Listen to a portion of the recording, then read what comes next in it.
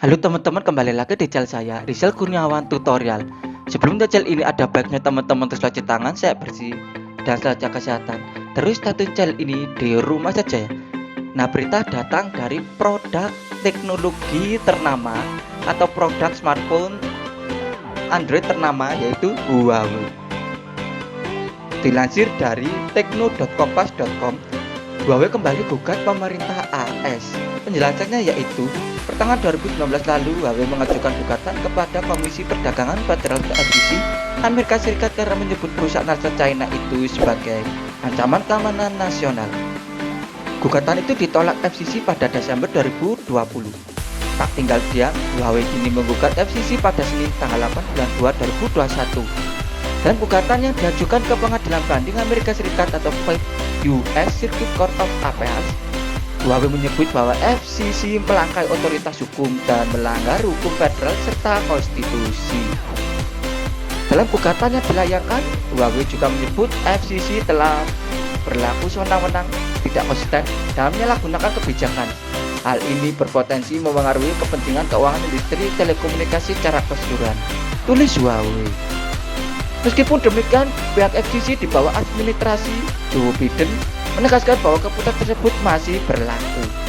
Tahun lalu, FCC mengeluarkan peninjauan akhir yang mengidentifikasi Huawei sebagai ancaman keamanan nasional berdasarkan bukti substansial yang dikembangkan oleh FCC dan sejumlah badan keamanan nasional AS.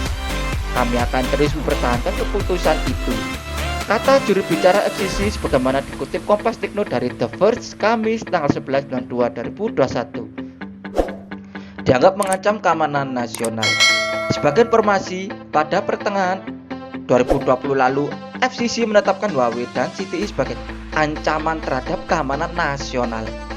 Kami menetapkan Huawei dan ZTE sebagai risiko keamanan nasional bagi jaringan telekomunikasi Amerika dan untuk masa depan pengembangan teknologi 5G, kata Ajit Pai, Chairman FCC kala itu. Ajit mengatakan perangkat telekomunikasi Huawei dan ZTE dilarang karena kedua perusahaan punya kedekatan dengan partai komunikasi China dan militernya. Mereka pun dicurigai bisa melakukan kegiatan mata-mata terhadap AS lewat perangkat buatannya. Mereka juga harus tunduk pada hukum China yang mewajibkan mereka untuk bekerja sama dengan badan intelijen negara, terang Ajit. Pada gugatan diajukan tahun 2000 memprotes kebijakan FCC yang melarang penggunaan dana subsidi Universal Service Fund atau USF yang nilainya mencapai 8,3 miliar dolar AS. Selain menolak gugatan, Huawei, FCC juga mewajibkan operator yang menggunakan alat milik ZTE atau Huawei untuk merusak atau mengganti peralatan tersebut. Untuk mendukung aturan tersebut, negara telah menyiapkan anggaran sebesar 1,9 miliar dolar AS untuk menyediakan penggantian uang atau reimbursement bagi para operator. Tidak hanya Huawei, FCC juga mengambil langkah lebih jauh dan memulai proses pencabutan izin perusahaan China Telecom untuk beroperasi di Amerika Serikat. China Telecom adalah perusahaan telekomunikasi terbesar di China yang telah beroperasi selama kurang lebih 20 tahun. April 2019, FCC memberi peringatan akan menutup operasional 3 perusahaan telekomunikasi China yang dikendalikan dengan negara dalam dalil mengancam keamanan nasional.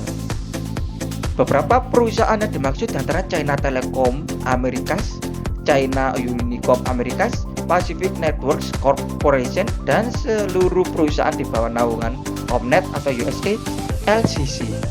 Pada Mei 2019, FCC juga menolak perusahaan lain yakni China Mobile untuk memberikan layanan di AS dengan alasan bahwa perusahaan tersebut bisa melakukan spionase terhadap AS. Baru-baru ini perusahaan teknologi Xiaomi juga mau dalam daftar hitam pemerintah AS. Xiaomi akan menjadi subjek larangan investasi berdasarkan undang-undang yang baru yang memaksa investor-investor asal AS melakukan investasi di saham per 11 November 2021 mendatang.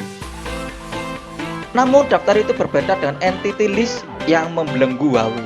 Di kasus Huawei, tidak satupun perusahaan AS yang boleh bertransaksi dengan perusahaan yang masuk daftar entity list, termasuk jual beli komponen dan software tanpa persetujuan pemerintah AS. Nah, tadi adalah berita yang datang dari produk teknologi ternama yaitu Huawei. Huawei kembali gugat pemerintah AS. Nah, terima kasih sudah menonton channel ini. Jangan lupa klik subscribe, like, komen, dan share, dan tekan tombol loncengnya agar selalu mendapat notifikasi tentang video-video saya terbaru tentang teknologi, unboxing, dan tutorial, dan agar channel saya terus berkembang. Terima kasih.